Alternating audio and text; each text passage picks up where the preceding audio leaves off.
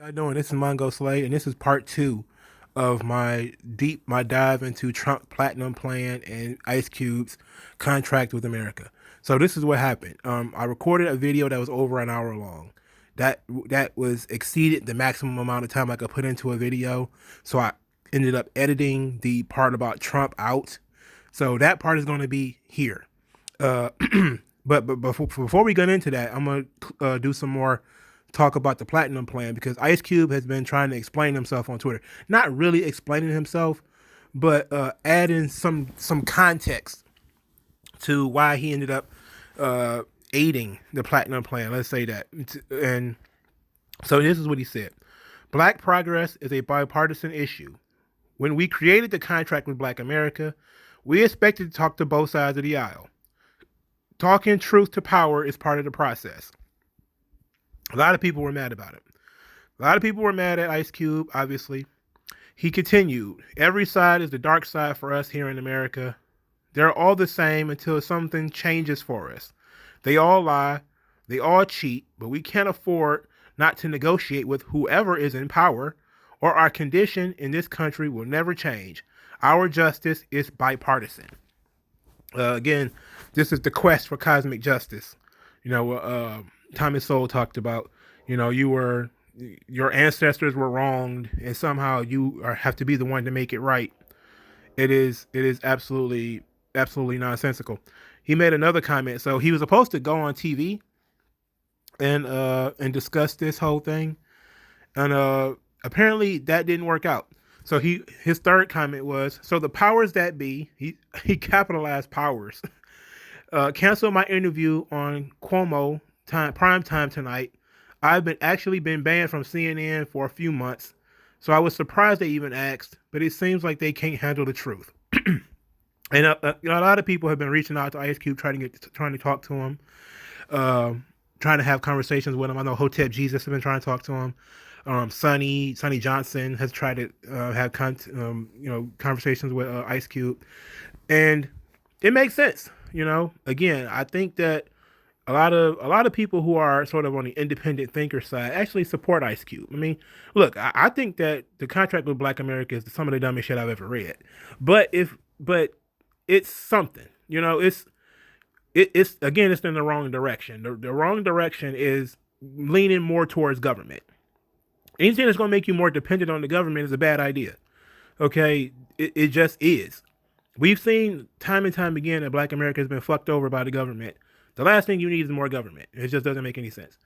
Another thing that was kind of odd is that I kind of forgot that fast about the Charlie Clips DNA Joe Biden commercial, and for some reason I think it's also been a thing that they've been kind of getting reamed too, but they were just doing boilerplate leftist stuff. So let's go into Trump's platinum plan and get my views on that, and hopefully you guys will enjoy it. And thanks for listening. All right, so welcome back. This is Donald Trump's platinum plan, and these things are so. The platinum plan is broken into four things that they say are the pillars: opportunity, security, prosperity, and fairness. So opportunity, by achieving historic employment levels for Black Americans as well as increasing access to capital for new businesses. Security, by signing into law the celebrated First Step Act, President Trump has brought common sense criminal justice reform to the American people for the first time in decades. Prosperity, as the first president to provide long-term funding to historically Black colleges and universities, this administration continues to seek immediate and generational advancement for Black Americans. Fairness, as demonstrated through the actions to initiate investment into opportunity zones, as well as address health disparities, wage gaps, and necessary educational reforms, President Trump works every day to advance a fair and just America for the Black community. Now, let's back up a little bit. Because the only people who care about historically Black colleges are middle class niggas, okay? Most of these cats who talk about so much about the historically Black colleges, they don't even go to them. Like, just look up their like I was talking to, I think I got banned by Jamel Hill for asking like what university did she go to. She went to Michigan State, by the way, which is not a historically black college. But she was on TV talking about we need to invest in historically black colleges. Like, why didn't you go to one? You went to a white school. She's from Detroit, so I felt like I had some stroke to ask her that question. I didn't go to a black school either, so. But my school wasn't as good as hers. That's why she makes $1 million to grift. President Trump's promise to black America for over 4 years. This is increased access to capital in black communities by almost $500 billion. Where's that money going to come from? Trump is full of shit. He's a socialist. This is a lot of spending, dog. But it's less nonsensical than that shit that I was just reading, because it's a little bit more realistic. But you can see that a lot of this stuff is going to be over the top. Like, the government shouldn't be doing all this stuff. Okay, $500 billion is a lot of fucking money, dog. Let's see what Trump wants to do. 3 million new jobs for the black community. Where's that going to come from? Creating 500,000 new black-owned businesses. Where? In New York, in Los Angeles, in Houston, in Atlanta.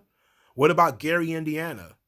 Like, if you're going to pick, like, we're going to build 500,000 black businesses, then guess what? You should look at the places that are already poor. Don't look at New York, because they're going to be the ones with their biggest hands in the pot. It's going to be Washington, D.C., Baltimore, places that are already in that area around Trump. It's going to be a bunch of them motherfuckers. They're going to be like, ooh, we want that money. It's going to be fucking D.C. and New York. They're going to get all the fucking money. And that's why you shouldn't be giving away money, because only certain people are going to have access to it. And I say Gary, Indiana, because nobody ever talks about Gary, Indiana. A black city that went fucking bankrupt after the steel industry died. Nobody gives a fuck. Cleveland is black as hell, broke as fuck. Nobody's going to give them any money. And I'm from Detroit. Detroit is one of the most impoverished cities in the country. I doubt we get a fucking dime of this money. It's probably all going to get soaked up by New York, Washington, D.C., Baltimore, and fucking Oakland or some shit. Some East Coast shit. Motherfucking Boston or something. You're going to eat this shit alive. This shit's not alive. It's going to be fucking NAACP and all them niggas going to eat all of this. Increase access to capital in black communities by almost $500 billion. They already said that. Safe urban neighborhoods with the highest policing standards. Okay, I'm interested in what that sounds like. Commit to working on a Second Step Act. Okay, whatever that means. Access to better education and job training opportunities. I'm so sick of hearing about education and job training.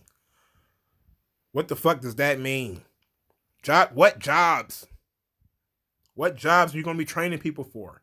Because as soon as you train somebody to do something, the fucking industry, either it's an industry they don't want to go into, or the industry is crowded already. Like, the jobs where they can make a lot of money are skilled trades, right? Carpentry, plumbing, HVAC. You can make a lot of money doing that stuff. But most people don't look at that stuff, and it's not glamorous. They want to be like, oh, you want to teach me how to run, like, because the big money isn't in working, it's in being an entrepreneur. Right? And that's harder work. But most people don't get, that's where the wealth gap is, right? The wealth gap is that fucking Mark Zuckerberg owns Facebook. You can work in Facebook all you want. That motherfucker owns it. So that's where the wealth gap is. Bring better and tailored healthcare to address historic disparities. What the fuck does that mean? Historic disparities. Like, if you look at what's going on as far as healthcare in black communities concerned, a lot of it is bad diet. Diabetes, heart disease, stuff like that. I don't see how that's anybody's fault. Like, I never blamed anybody for any cheeseburger I ever ate. I don't understand how other people can manage to function like that. You made me drink all that Coca-Cola. I know you didn't, nigga. You drank that shit because you wanted to. Immigration policy that protects American jobs. Trump is something else, dog. He knew the immigration thing was a problem. Because it's a Trump problem. Trump already talked about immigration being an issue. And on the West Coast and in the South, immigration is a problem. It's a big problem. And I hate to say this for the Hispanics. I know I don't want to offend any Hispanics. But the Hispanics and the blacks they are, because they're both on the bottom of the totem pole as far as employment, families, and stuff like that. Both super poor. They usually live side by side. So what ends up happening is that in a situation where they live side by side, uh, Hispanics end up getting more money. Why? Because Hispanics have ESL classes in the schools, so they'll get they'll direct you get all these monies put into the school. A certain amount of that money, especially into these black schools, they quote unquote black schools. There's no such thing as a black school, but a school with mostly black students or mostly minority students. If they have a certain number of ESL students that speak Spanish, they come from a Spanish speaking household, they have to teach them English. So there's a certain, and those English second language teachers make a lot of money. So that becomes the thing. Also, those areas tend to become bilingual. So you start having McDonald's where there's English and Spanish up there. Then you also have, the phone numbers. And then what happens when the area becomes bilingual is if you are bilingual, then you get special advantages. So and that just seems to be the Hispanics, right? Hispanics are bilingual. They end up getting more of the jobs in the area because they can speak to the Spanish people and the black people. And then you have, this is not mentioned anywhere, but I'm just going to say it, where you have these people who are trying to say like black English is like a different vernacular. And it's like, no, man. Stop having such low expectations for niggas, man. Stop having such low expectations. Dudes need to learn how to read English. Okay, black American vernacular is bullshit. African American vernacular. It's bullshit created by mediocre niggas, man. You don't write contracts in African American vernacular. The Constitution isn't written in African American vernacular. They need to know how to read the documents in order to learn in order to function in their fucking life. You can't have people who are born in this country be fucking ESL. That doesn't make any sense. That's ridiculous, man. But that's why immigration is a problem in the black community, because not just because people's like, oh, they give immigrants more money. It's like, well, no, they also skirt around minimum wage laws. They'll come in and they'll take a job. The minimum wage might be $15 an hour. Hispanic will agree to work for $7 under the table, no problem. And then once he starts getting, like, the money starts to roll in, he can actually build up, buy a house, and sometimes even become a trusted member of the workforce and end up becoming a foreman or something like that actually faster, because he's willing to work for less and put in the hours, put in the work. Whereas if you're an American, you're taught that sense of entitlement that I'm worth $15 an hour. It's like, well, no, a Mexican is not going to make half that. He's going to just come in and keep his head down, eat his little bologna sandwich, and outwork you. And that's how you end up with so many.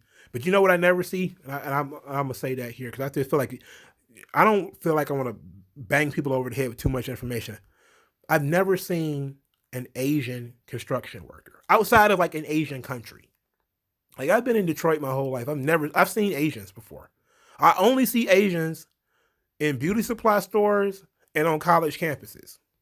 I never see them do anything else. They don't run for government. I don't see them in government at all. I don't see them like an Asian plumber. I don't see like an Asian construction worker. Where the fuck are all the Asians in these cities? Like, I had hella Asians in my classroom. When I was taking classes and stuff, I had hella Asians in there. Where the fuck did they all go? Anyway, that was just me trying to lighten the mood a little bit. Immigration policy is an interesting thing. Advanced home. Let's get back to this Trump shit. Advanced home ownership opportunities and enhanced financial literacy in the black community. Okay, that's good. Depending on how you're going to do it. Onshoring manufacturing to advance jobs and develop opportunities for black-owned businesses. Okay, that's fair. Let's see. Black economic empowerment and access to capital. Jobs. That's what you're talking about. Infrastructure, funding, reaching greater levels of historic investment. This is written vague on purpose. But it's a little bit more It's a little bit more common sense than that shit that Ice Cube was talking about. Grow minority-owned businesses with additional tax cuts to stimulate hiring and investment. Good. You could just eliminate the taxes if that would be better. Encourage onshoring. We just said that. Increase activity in opportunity zones. How about making everything an opportunity zone? That would be easier, wouldn't it? Fueling access to capital for black-owned businesses. I don't see how you would do that because, especially if you're going to get private equity firm. Increase the number of black-owned contracting businesses. How are you going to do that? Financial services entities and private equity investment funds through regulatory reform. Oh, so you're going to just pick black people to run? Of course, it's a patronage system. That's the big problem with the giveaways, right? The big problem is the patronage system. You're just going to hand pick winners and losers. You know, whoever is the closest to the man is the person who gets the job. Whoever, that's why so much corruption at the local level. You know that Kwame Kilpatrick shit I had to deal with in Detroit because he had friends and family members that ran different businesses. They probably never ran them motherfucking businesses before until he became the mayor, and all of a sudden they started getting jobs. Like, oh, they all of a sudden are the best contractors in the country, in the city. All of a sudden, it's like, oh yeah, because they're close to the power already. See, education opportunities, federal, state, and local partnership to close failing schools and replace with full school choice. School choice is good. And education opportunity to put black. See, they took some of the stuff that they was talking about, but they just added their own things to it. Like, there was nothing, I don't think I saw anything about school choice. I didn't read it 100%. The contract with Black America is, I didn't read it all, obviously. It was 22 pages. It was way too long. But, I didn't see anything about school choice in there because they're probably trying to protect them goddamn teachers unions. Again, it's the left. The left wrote that shit. So they're not going to say bust up the unions that have historically stopped black people from getting jobs, or the historically bust up the minimum wage, which has historically disproportionately oppressed young black males. They're not going to do that. So I'm safe in saying that shit is not in there. It's all about increased child care tax credits. How about just eliminate? Okay. Could just eliminate the income tax. That would be nice. You could do that. Continue to protect the vital role of HBCUs, the vital role that is created by mediocre Negroes. Most people don't care about HBCUs. Spur innovation in the ecosystem. Increase the amount of Pell Grants. No. Stop giving away money. Stop it. No more. Shit. People ain't gonna be able to pay that shit back no way. Reduce costs and improve access to quality health care. Let's see how you do that. Oh, through HSRA. Okay. That's pretty much it. Well, they got some the healthcare stuff I'm not interested in. Let's see, it might be something here. Investments into the causes and cures of kidney disease, high blood pressure, diabetes, sickle cell. Okay, these are typical African American problems. High blood pressure. I don't know anybody in the black community who don't got high blood pressure and shit.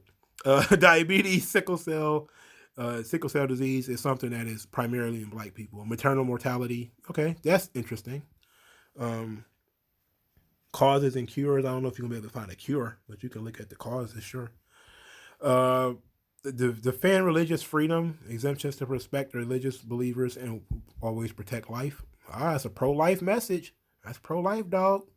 Safety and justice. Safe streets. Continue to make historic improvements to criminal justice system. First Step Act. Okay. A clemency program. Working with police departments, community leaders. That's bad. Activists. Look, man. Activists don't do anything. They are the middleman. Whatever you want to do, you really don't need an activist to do it. The best thing an activist might be able to do is to massage a situation between government and regular average Joes. And that's really what going to college teaches you, because I was a neighborhood advocate for a little while. That's essentially all you do. You're the person that can speak both languages. You're the one who went to college and read books, and you can understand policy under decisions and all that shit. And then you can go into these neighborhoods, into their meetings, and say, "This is what the city council, this is what the mayor, this is what these people want to do," and you can explain it in a way that they can understand. But so they won't have to actually come and do it themselves. But most of the time, these people just get paid to do nothing. That's just kind of how it is. An activist is a useless job. The community leader, what does that mean? You're not if you're not in control, like literally in control, you're not a leader. Okay? You're just a spokesman. You know, like I had no control over any of those people I was supposedly leading. I couldn't even make them, most of them, come to the fucking meeting. you have you see the same faces every month. You see the same faces every month. You know, you couldn't get anybody in the building younger than 25. You try to, for starters, you can't even control when the goddamn meeting starts. I'm going off into some more shit. Advanced second chances, okay. Black into this thing. Prosperous black communities, champion federal policies, reforms to advance home ownership. Okay. Make Juneteenth national holiday. Okay. Prosecute the KKK and Antifa as terrorist organizations. Goddamn, Trump. You might make me vote this time. And make lynching a federal national hate crime. That's just symbolic because it's already illegal to murder. Fuel black farmers and access to healthy foods. Okay. Favorable. That sounds like more farm subsidies though. Not so much of a fan of that. Favorable trade deals to bring back manufacturing. Okay, but how about busting them unions? Defend religious liberty. Okay, fair enough.